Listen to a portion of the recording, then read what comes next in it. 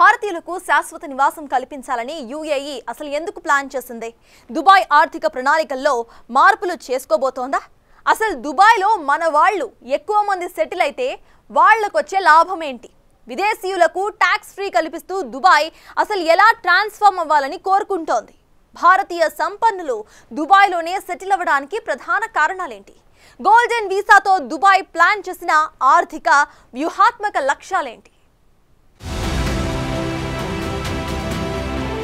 UAE అనేది 7 ఎమిరేట్ల సమాఖ్య. ఇందులో అబుదాబి, దుబాయ్ కీలకం. గోల్డెన్ వీసాదారులు ఈ 7 చోట్ల ఎక్కడైనా ఉండొచ్చు. సో యుఏఈ ఇలా ఆఫర్స్ ఇవ్వటానికి రీజన్స్ చూద్దాం. యుఏఈ ఆర్థిక వ్యవస్థ ఇప్పటి వరకు చమురు ఆధారితమే. అయితే ఈ పెట్రోలియం ఎప్పటికైనా అయిపోతుంది. ఆ తర్వాత దుబాయ్ భవిష్యత్ ఏంటి? పెట్రోలియం ఉత్పత్తులతోనే అరబ్ కంట్రీస్ మనుగడ సాగిస్తున్నాయి. అయితే పెట్రోల్ నిల్వలు అయిపోయాక కూడా మనుగడ సాగించే ప్లాన్ లో దుబాయ్ ఉంది. అందుకే అక్కడి ఆర్థిక వ్యవస్థను technology, tourism, finance, real estate వైపు మళ్లిస్తోంది. ఇది జరగాలంటే ఇతర దేశాల నుంచి పెద్ద ఎత్తున జనం రావాలి, స్థిరపడాలి, కొనుగోళ్లు, అమ్మకాలు జరగాలి, సొంత దేశాల్లో సంపాదించుకున్న ఆదాయాన్ని దుబాయ్కి షిఫ్ట్ చేసుకోవాలి. ఇలాంటి ప్లాన్లు చాలానే ఉన్నాయి. యుఏఈ ఒక ట్యాక్స్ ఫ్రీ ఆర్థిక వ్యవస్థ. అక్కడ పర్సనల్ ఇన్కమ్ ట్యాక్స్ లేదు. భారత్ లో గరిష్టంగా 30% ఇన్కమ్ ట్యాక్స్ తో పోలిస్తే యుఏఈలో జీతం, వ్యాపార లాభాలు లేదా ఇతర ఆదాయాలపై ట్యాక్స్ 0. ఇది సంపన్నులు, ప్రొఫెషనల్స్ కు ఆదాయాన్ని ఆదా చేయడానికి పెద్ద అవకాశం. అందుకే మనోళ్లు మాట్లాడితే దుబాయ్ అంటుంటారు. యుఏఈలో ఆస్తులంటే రియల్ ఎస్టేట్, షేర్లు, మ్యూచువల్ ఫండ్స్ అమ్మటం ద్వారా వచ్చే లాభాలపై క్యాపిటల్ గెయిన్స్ ట్యాక్స్ లేదు. మన దగ్గర లాంగ్ టర్మ్ క్యాపిటల్ గెయిన్స్ పై 10 నుంచి 20% ట్యాక్స్ ఉంటుంది. ట్యాక్స్ విషయంలో మరో ముఖ్యమైన విషయం, భారత్ యుఏఈ మధ్య 1993లో ఓ అగ్రిమెంట్ జరిగింది. అదేంటంటే డబుల్ టాక్సేషన్ అవాయిడెన్స్ అగ్రిమెంట్. ఈ ఒప్పందం ద్వారా యుఏఈలో సంపాదించిన ఆదాయంపై భారత్లో ట్యాక్స్ చెల్లించాల్సిన అవసరం లేదు. ఒకవేళ ఇండియాలో ఉన్న వాటిపై ఆదాయం వస్తే మాత్రమే వాటిపై ట్యాక్స్ కట్టాలి. సో దుబాయ్లో ఎంతైనా సంపాదించొచ్చు. భారత్కు షిఫ్ట్ చేసుకోవటం ద్వారా ట్యాక్స్ నుంచి రిలీఫ్ పొందొచ్చన్నమాట. యుఏఈలో 5% వ్యాట్ మాత్రమే ఉంది. అది కూడా జీఎస్టీ కంటే చాలా తక్కువ. 2023 జూన్ 1 నుంచి యుఏఈలో కార్పొరేట్ ట్యాక్స్ 9% రేట్ అమల్లోకొచ్చింది. కానీ ఇది వ్యాపార ఆదాయం మన కరెన్సీలో 85 లక్షలు దాటిన సంస్థలకు మాత్రమే వర్తిస్తుంది. చిన్న వ్యాపారాలు, ఫ్రీ జోన్లలో కంపెనీలు ఈ ట్యాక్స్ నుంచి మినహాయింపు పొందొచ్చు. భారత్ కు చెందిన సంపన్నులు ఈ నామినేషన్ బేస్డ్ గోల్డెన్ వీసా లేకపోయినా చాలా మంది దుబాయ్ షిఫ్ట్ అవ్వటానికి కారణం అక్కడ పెద్దగా ట్యాక్సులు లేకపోవటమే.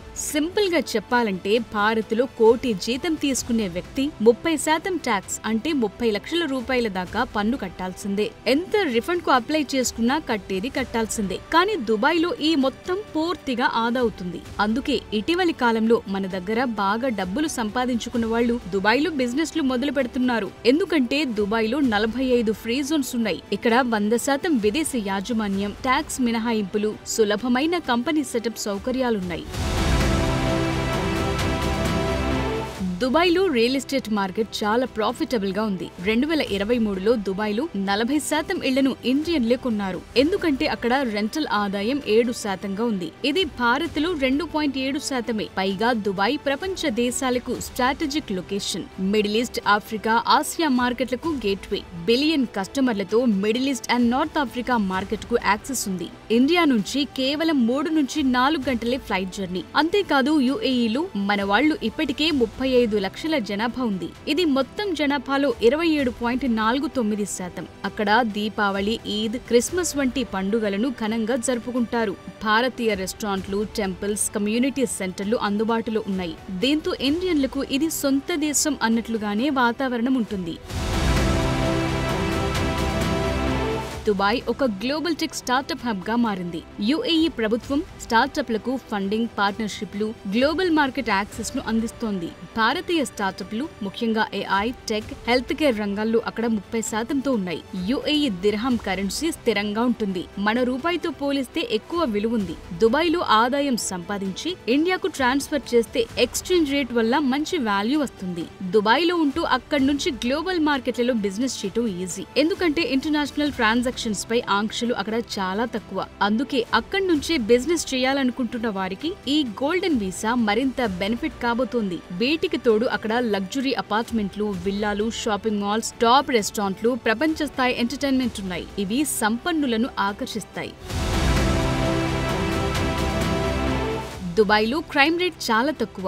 మహిళలు, పిల్లలకు సేఫ్టీ. దుబాయ్లో 8 నుండి 9 గంటల పని వేళలున్నాయి. వారాంతం అంటే శుక్ర, శనివారాలు సెలవులే. అలాగే సంవత్సరానికి 30 రోజుల లీవ్లుంటాయి. మెరుగైన వర్క్ బ్యాలెన్స్ కూడా మన నిపుణులు దుబాయ్ వెళ్లటానికి కారణం. దుబాయ్ పర్మనెంట్ వీసా వెనుక ప్లాన్, లక్ష్యాలు, అలాగే ఇండియన్లు ఎక్కువగా సెటిల్ అయితే యుఏఈకి కలిగే లాభాలు చాలానే ఉన్నాయి.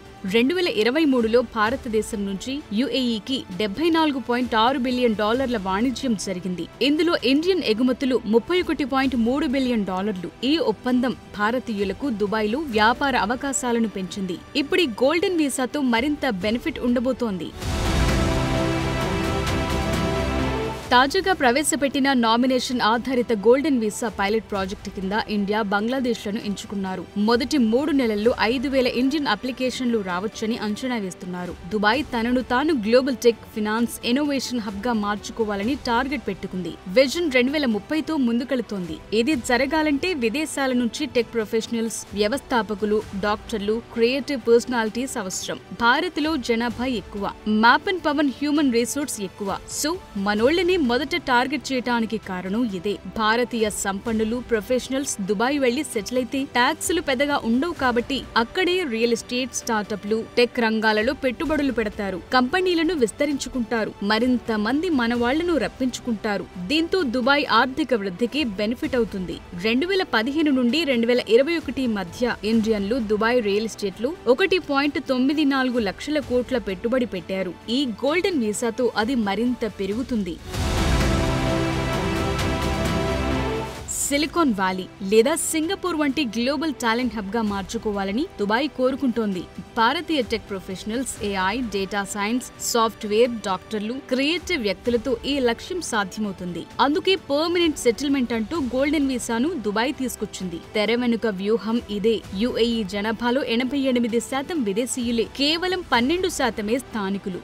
భారతీయుల జనాభా క్రమంగా పెరుగుతుంది. ఇప్పటికే 35 లక్షలకు పైగా ఉన్నారు. ఇప్పుడు ఈ గోల్డెన్ వీసాతో మరింతగా పెరుగుతారు. 5,000 మంది ఇండియన్లు గోల్డెన్ వీసాకు అప్లై చేసుకుంటే వారు కట్టే 23 లక్షల రూపాయలతో దుబాయ్ ఆర్థిక వ్యవస్థకు నేరుగా, ఈజీగా ఒక్క దెబ్బతో 11,650 కోట్ల రూపాయలు వారి ఖజానాకు వెళతాయి. భారతీయ సంపన్నులు దుబాయ్లో షాపింగ్, టూరిజం, లగ్జరీ సర్వీసెస్ పై ఖర్చు చేస్తారు. దుబాయ్ షాపింగ్ ఫెస్టివల్, టూరిస్ట్ డెస్టినేషన్లు ఇండియన్ కస్టమర్ల నుంచి మంచి ఆదాయాన్ని పొందుతున్నాయి. సో ఏ లెక్కన చూసినా దుబాయ్లో స్థానిక జనాభా తక్కువ. కేవలం వారితో తాము పెట్టుకున్న లక్ష్యం రీచ్ అవ్వటం కష్టం. అందుకే విదేశీయులను ఆకర్షించి, ముఖ్యంగా ఇండియన్లకు రెడ్ కార్పెట్ పరిచి టార్గెట్ రీచ్ అవ్వాలనుకుంటున్నారు. ఇందులో మనవాళ్లు బెనిఫిట్ అవుతారు. అదే సమయంలో యుఏఈకి కూడా ప్రయోజనం. పైగా దుబాయ్ ఇంకా పెట్రోలియంను నమ్ముకునే పరిస్థితిలో లేదు. అందుకే ఈ వీసా ఆఫర్లు వేర్వేరు రంగాల్లో హబ్ గా నిలవటం ద్వారా సుస్థిరంగా ఉండాలన్న ప్లాన్ దుబాయ్ది. మనవాళ్ల ప్లాన్ మనవాళ్లది. ఉపాధికి మార్గం, ట్యాక్సులు ఫ్రీ. అది మ్యాటర్.